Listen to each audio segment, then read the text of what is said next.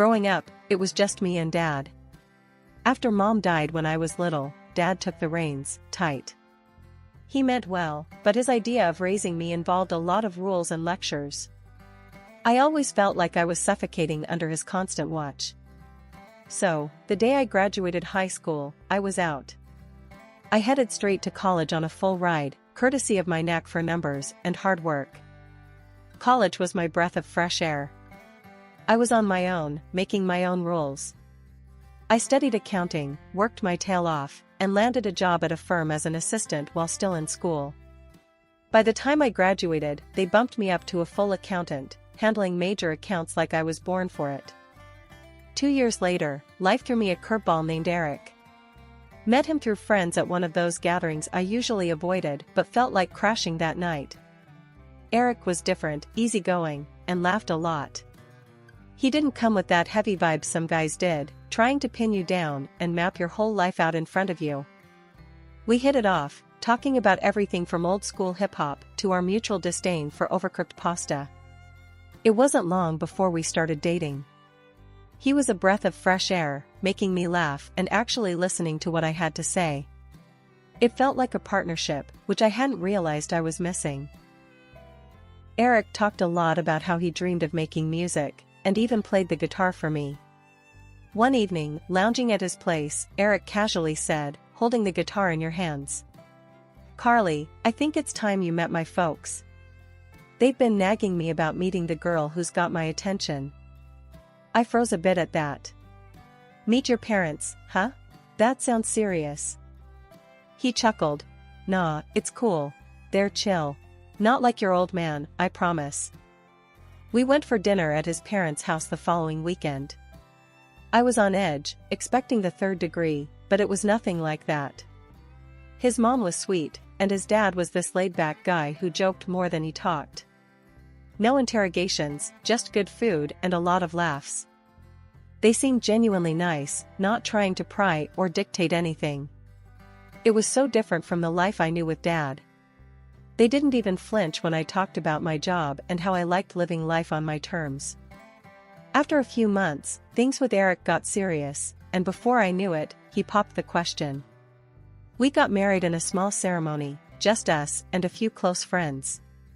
I didn't invite Dad. I couldn't deal with his scrutiny, not on that day. It was modest, perfect, and just what we wanted. No fuss, no drama. Driving back from the courthouse, Eric grabbed my hand and squeezed. "So, Mrs. Carly Phillips, how's it feel to be stuck with me?" I laughed, squeezing his hand back. "Not stuck, partner. Feels like we're in this together. Just keep it real with me, okay?" "Always," he promised, and that was enough for me.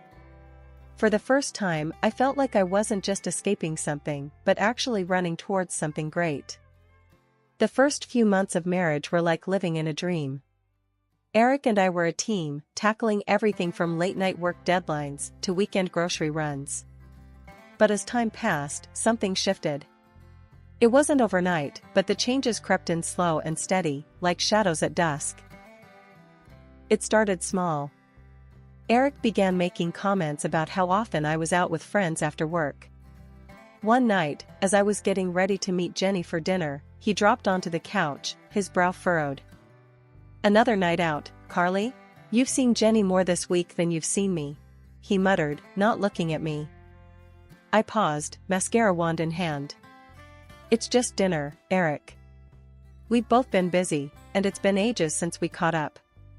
He sighed, running a hand through his hair. "Yeah, I get it. It's just, I miss us, you know? Maybe you could skip this one?" I felt a tug in my chest. He looked genuinely upset. "Okay, sure. I'll call her and cancel. We can grab some dinner together?" Eric's face lit up. "Perfect. Let's try that new Thai place around the corner." That night felt like a win, like we were back on track. But the cancellations became a regular thing. My friends started to drift. Conversations with Jenny became a series of rain checks and eventually fizzled out. Then came the comments about my job. As an accountant, sometimes you had to put in the extra hours, especially during the end-of-quarter crunch. One evening, I was wrapping up a call with a client when Eric walked into the home office, an annoyed look plastered across his face. "On the phone again, Carly? Who was that, anyway?" he asked, leaning against the doorframe. "Just a client, we had to finalize some reports. You know how it is," I replied, shutting down my laptop. Eric shook his head. "I don't know, it feels like your job's always creeping into our time. I'm just thinking about us, about what's best for us. Isn't that worth considering?" It felt wrong, the way he said it, like he was deciding what was best for me. But I nodded, not wanting to argue. "I'll see what I can do," I said, even though every part of me screamed that it wasn't right. The final straw came when he insisted on joining our bank accounts. "It'll be easier to manage everything together," he argued one night at dinner. "But I like handling my own finances," I countered, trying to keep my voice calm. Eric slammed his fork down, his eyes narrowing. "So what? You don't trust me now? Is that it?" After that, things just weren't the same. The man I married, who talked about partnership and equality, seemed like a stranger. The balance we had was gone, replaced by his rules and his plans. I found myself fading into the background of my own life, my voice getting quieter as his got louder. Life started to feel tighter, like the walls were closing in on me, especially when it came to dealing with Eric's parents. They lived just a few blocks away, which at first seemed convenient, but soon enough, it felt like a trap. One Saturday morning, Eric casually mentioned, "Carly, Mom and Dad need help with their garden this weekend. We should go over and give them a hand." It wasn't a question, more like a given. "Sure, I guess," I replied, not really up for spending my day off digging in the dirt, but willing to keep the peace. We spent the entire day there, me pulling weeds and him chatting with his dad about the latest football game. As the sun set, and I wiped the sweat from my brow, his mom, Linda, called us in for dinner. "You're a lifesaver, Carly," Linda said, handing me a plate piled high with food. "I don't know what we'd do without you two." "It's no problem, Linda," I said, forcing a smile. The truth was, I minded a lot. As dinner progressed, Eric and his dad were deep in conversation about some trip they were planning. Fishing, beers, the works. I tried to chime in. "Sounds like fun, maybe I can join." Eric cut me off. "Nah, it's a guy's thing. You wouldn't enjoy it." Linda chimed in, nodding. "And besides, I could really use your help that weekend. The attic needs clearing out, and it's just too much for me." I felt a lump in my throat. "Sure, Linda. I'll be here." It wasn't long before Linda considered it okay to call me up at work. One busy afternoon, my phone buzzed, and her name flashed on the screen. I hesitated but answered. "Hey Linda, what's up?" "Carly, I need you to stop by the store on your way home. We're out of a few things," she said, her tone assuming I'd just say yes. I was in the middle of something important, and frustration bubbled up. "Linda, I'm really busy." "It'll have to wait." There was a silence on the line, then a cold, "Oh, okay then. We'll figure something out." Hanging up felt like a small victory, but the guilt gnawed at me. It was always like this, trapped between what I wanted and what they expected of me. That night, over dinner, Eric brought it up. "Mom mentioned you couldn't help out today. Everything okay?" "Yeah, just busy. You know how it is," I replied, poking at my food. "Right, but you know how much they rely on us. Maybe just try and be a bit more helpful, huh?" His tone was light, but the implication was heavy. I nodded, a tight smile on my face, feeling the weight of their expectations. It was becoming clearer that my freedom was slipping through my fingers, and I was letting it happen, one favor at a time. When my boss called me into his office one chilly Wednesday morning, I had no idea it would be a turning point. As I stepped in, he was all smiles. "Have a seat, Carly," he motioned to the chair across from his desk. "I wanted to talk to you about your progress." You've been nailing it, consistently outperforming expectations. I relaxed a bit, feeling a spark of pride. Thanks. I do my best. And it shows. Which is why we want to offer you the position of senior accountant. It comes with a decent raise and more responsibility. What do you say? The words hit me like a wave of fresh air. Absolutely, I'm in, I replied without hesitation. Great. I knew you'd be the right fit. Congratulations. He extended his hand across the desk, and I shook it, a grin spreading across my face. Walking back to my desk, I felt lighter than I had in months. This was exactly what I needed, a win. I couldn't wait to tell Eric, thinking he'd be thrilled for me. I got a promotion at work today, I said as casually as I could, trying to read his expression when I walked through the door. That's great, babe. Eric's smile seemed genuine at first, but then he dropped a bomb. You know what? This means I can finally quit my job and focus on my music. I paused, a spoon halfway to my mouth. Quit your job? But how will we manage until your music takes off? He shrugged, almost too casually. With your raise, we'll be fine. You can cover for both of us, can't you? His words hit me harder than I expected. It wasn't a discussion, more like a decision he'd already made. I nodded, not knowing what else to say. One evening, coming home late and tired, I found Eric and his parents in the living room, laughing over some old family photos. His mother waved me over, her voice too cheerful.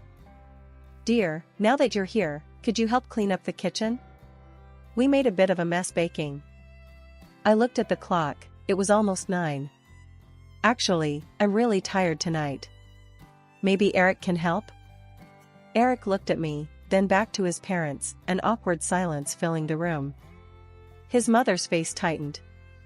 Oh, I wouldn't dream of making him work now. He's been so busy today. And you know, a wife helps her family. I bit back a sharper reply, nodding slowly. This wasn't the first time, and I knew it wouldn't be the last.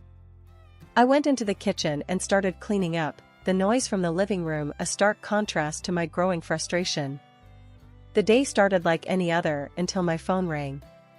It was Aunt Lisa, her voice shaking. Honey, it's about your dad. He's passed away. The words hit me like a ton of bricks. What? When? How? The questions spilled out, but I wasn't ready for any answers. Last night, in his sleep, Aunt Lisa said softly. You need to come home. I sat frozen on the edge of our bed, the room spinning around me. My father and I hadn't spoken in years, not since I'd left home, vowing never to live under another person's thumb. Now, I'd never get the chance to fix that. I wiped away the tears and found Eric in the living room, his eyes glued to the TV. Eric, my dad died. I need to go back home for the funeral. I need you to come with me. My voice broke with each word. He barely looked away from his game. Babe, that's tough. But I've got a big recording session lined up. Can't you handle this one? I stared at him, stunned. Handle this one? Eric, my dad died. I thought you'd want to be there, for me. He sighed, pausing his game as if it were a huge inconvenience. Look, I'm really busy right now. Plus, you and your dad weren't even close. You've got this, okay? I was too numb to argue. I packed a bag and drove alone to my childhood home, the silence of the car echoing the emptiness I felt inside. The small house looked just as I remembered, the memories flooding back as I stepped inside. Aunt Lisa met me at the door, her eyes red from crying. We hugged, and she whispered, "He always hoped you'd come back." After the funeral, Aunt Lisa handed me an envelope. "He left this for you," she said. Inside was the deed to the house and a bank statement showing a balance of $200,000. Tears streamed down my face as I read the note attached. For my daughter, Carly, who deserves the world. I'm sorry for everything. Dad. Sitting in my old room, I pulled out a box of childhood photos. Pictures of me in punk rock tees, with bright red hair, looking defiant. I remembered how much I wanted to escape this life, to be free. And now, here I was, feeling trapped all over again in a different way. I realized then that my youthful rebellion wasn't just against my dad, it was against any life that didn't let me be myself. And somehow, I'd fallen into the same pattern with Eric. Holding Dad's favorite mug, I made myself a cup of tea and sat at the kitchen table. This was it. This was the moment I needed to decide my future. I planned my words carefully for when I returned. Eric needed to understand that things had to change. If not, I'd have to find the courage to move on, using the legacy my father left me to reclaim the independence I'd lost. The moment I stepped through the door, the questions started firing from all sides. "So, how much did your old man leave you?" Eric asked, almost before I could set my bag down. His eyes were eager, not the least bit sympathetic about my father's passing. I hesitated, clutching the envelope a little tighter. It's not important right now." But Eric wasn't having any of that. He moved closer, his hand reaching out. "Come on, we're family here. You can tell us." Before I knew it, he had snatched the envelope from my grasp and ripped it open. His eyes scanned the contents quickly, and a grin spread across his face. 200,000. Can you believe it? His parents, who had been hovering in the background, came closer, their expressions lighting up with the news. It wasn't long before they started making plans. "We should finally take that trip to Italy, all of us," his mother suggested, clapping her hands excitedly. "And we need new living room furniture," his dad chimed in, eyeing the old couch as if it had suddenly become more ragged. Eric was already on his phone, browsing for cars. "I'm getting a new car. Been waiting too long for something like this." I stood there, watching as they planned to spend my inheritance, my father's final gift to me, as if I were just a bystander in their lives. It was surreal, watching them argue over details, ignoring me completely. Finally, I couldn't take it anymore. "It's my money." I raised my voice, louder than I had intended, my heart pounding in my chest. "It's not ours. It's mine. And I decide how to spend it." The room went quiet. Eric looked up from his phone, his expression darkening. "Your money? Really? Since when did you start thinking it's all about you? Without us, you'd have nothing." His words stung, but before I could reply, his mother grabbed me by the shoulders, her grip tight. "You're being very selfish, you know that? Maybe you need some time to think about how you treat this family." And with that, she shoved me towards the door. I stumbled, catching myself before I could fall, my mind reeling from the shock. "You need to learn your place," she hissed as she slammed the door behind me. Outside, the cool air hit my face, and for a moment, I just stood there, unable to move, unable to believe what had just happened. Then, a laugh escaped my lips, growing louder and more confident. I wasn't sad or even angry anymore. I felt free, completely and utterly free. As I walked away from the house, the weight of the years seemed to lift off my shoulders. I had money, my father's house, and a whole world to explore on my terms. They could keep their plans and their petty demands. I was done making myself small for others. That night, as I settled into the quiet of my father's house, sipping tea from his old mug, I made a list of all the things I wanted to do, places to see, dreams to pursue. It was going to be my new start, my way. For the first couple of weeks, my new life was blissfully quiet. That was until my phone started exploding with calls. At first, I ignored the constant buzzing. It was Eric, and I knew what he wanted. But eventually, his persistence wore me down, and I answered. Eric barked the moment I picked up. "I can't access the accounts anymore." "What the hell, Carly, are you trying to starve us?" I couldn't help but laugh, the sound bitter. "No, Eric. I just decided it's time I managed my own money. You know, since it is mine." His response was a string of expletives before I hung up, ending the conversation on my terms for once. That evening wasn't quiet for long. Eric and his parents showed up at my doorstep, their faces twisted in anger. "You think you can just forget about us?" he shouted as soon as I opened the door. Actually, yes, I can, I said calmly, a stack of papers in my hand. Here are the divorce papers. You can sign them now. The shock on his face was almost comical. He hesitated for a moment but then grabbed the pen with a greedy smile. Fine, I'll sign. But remember, I'm entitled to half of everything. That's $100,000 from your inheritance. His mother, who'd been muttering under her breath, piped up. We should have had all of it.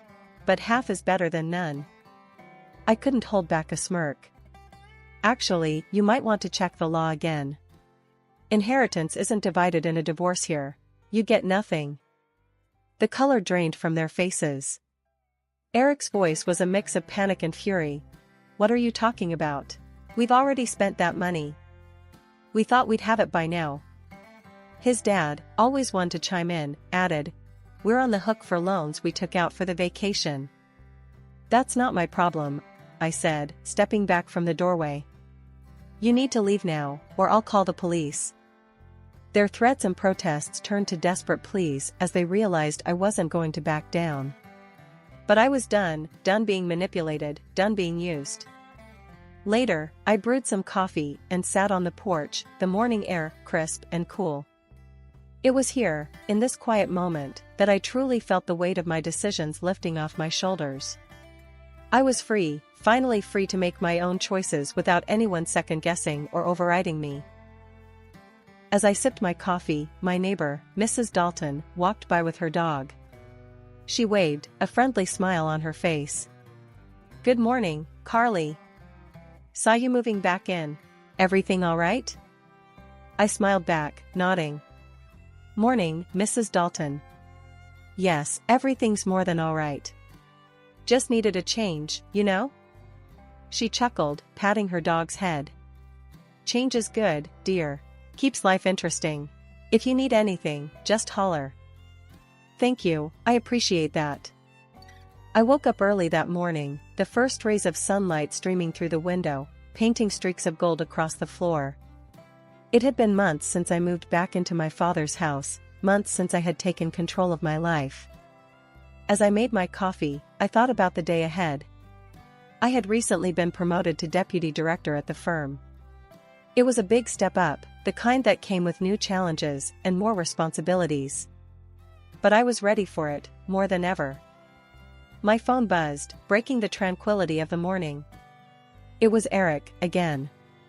Despite everything, he was persistent, always trying to weasel his way back into my life. Hey, Carly, his voice crackled through the speaker, laced with a feigned warmth I knew all too well. I'm busy, Eric. What do you want? I didn't have time for pleasantries. Just wanted to talk, see how you're doing, he replied, trying to sound casual. I'm doing great, better than ever actually, I said firmly, wanting to make it clear that his absence was a large part of my happiness. That's good, that's good. Listen, I was thinking maybe we could meet up, you know, catch up properly? I sighed, the annoyance clear in my breath. Eric, there's nothing left to say. You need to move on, just like I have. There was a pause on the line, a moment of silence as he processed my words. You know, I really am sorry for everything. I've changed. People don't change that quickly, Eric. And I've moved on. Goodbye. I hung up without waiting for a reply, feeling a surge of control. Since the divorce, Eric and his parents had spiraled downward. They had sold their house to cover debts, but it wasn't enough. Now, they lived crammed in a small rented apartment, chased by creditors they couldn't evade. Each attempt Eric made to pull me back into that chaos only strengthened my resolve to push forward on my own path. At work, I threw myself into my new role. My team was dynamic and supportive, responding well to my leadership style. We were currently navigating through a complex merger that tested all our skills. As the day wound down, I left the office feeling accomplished and headed home. The house welcomed me with its familiar warmth and comfort. That evening, I decided to treat myself to a nice dinner out. At the restaurant, I enjoyed a quiet table by the window, a good book in hand. Midway through my meal, I couldn't help but overhear a conversation at the next table. A couple was deep in discussion about the difficulties of managing family expectations in a marriage. I listened, a rueful smile playing on my lips. How well I understood that. Driving home later, the streets quiet and the night sky clear, I felt an overwhelming sense of peace. My life was entirely my own now. I had fought hard for this independence, and I would continue to protect it at all costs.